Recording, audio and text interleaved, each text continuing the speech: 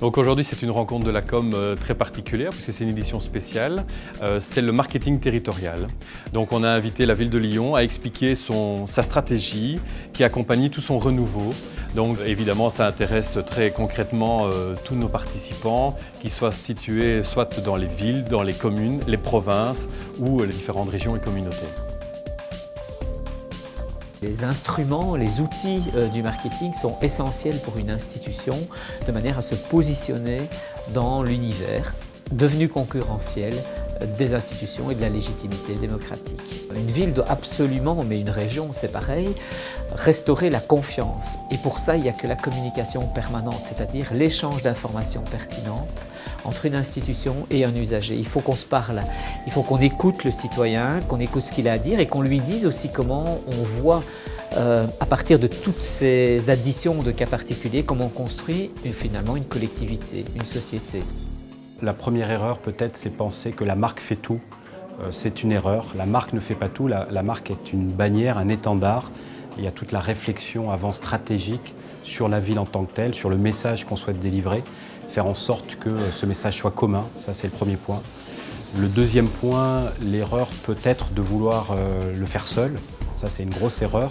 Je dirais l'ambition de ce type de démarche est véritablement fédérer l'ensemble des acteurs économiques, politiques, institutionnels pour avoir une même voix.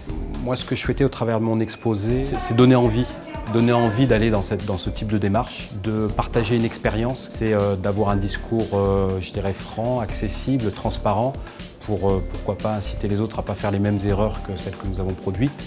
Et je pense que paradoxalement, même si nous sommes en concurrence potentiellement en tant que ville, pour autant, si ce type de démarche est valorisé, ça donnera envie aux élus politiques notamment de mettre davantage de moyens sur le marketing de leur ville et je pense qu'au final, tout le monde y sera gagnant.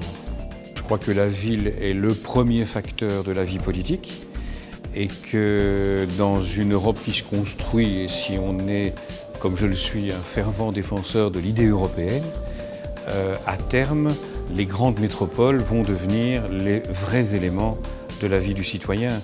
Et donc le développement des villes est quelque chose de capital dans notre vie de tous les jours. Ce qu'il faut, c'est d'abord rassembler tous les efforts, donner une image unique à tous les efforts de vie en commun et essayer de faire en sorte que les différents acteurs s'entendent entre eux et ne se regardent pas comme des concurrents, mais comme des collègues. Le sujet du marketing territorial, du city marketing, nous semblait tout à fait approprié parce qu'il correspond à des besoins et des attentes de pas mal de territoires, de villes, de communes. Souvent, les villes et les territoires communiquent de manière très dispersée, avec des images et des logos différents, et que donc il y a un vrai intérêt à trouver une cohérence et à capitaliser sur un seul mode de communication, autour d'une seule marque. La prochaine rencontre de la com a lieu le 16 décembre ici au Cercle de Wallonie avec pour sujet le plan stratégique et plan de communication. Cette matinée sera clôturée par un magnifique repas et traditionnel repas de Noël. Il est toujours possible de s'inscrire pour ce 16 décembre. À très bientôt, j'espère vous voir très nombreux.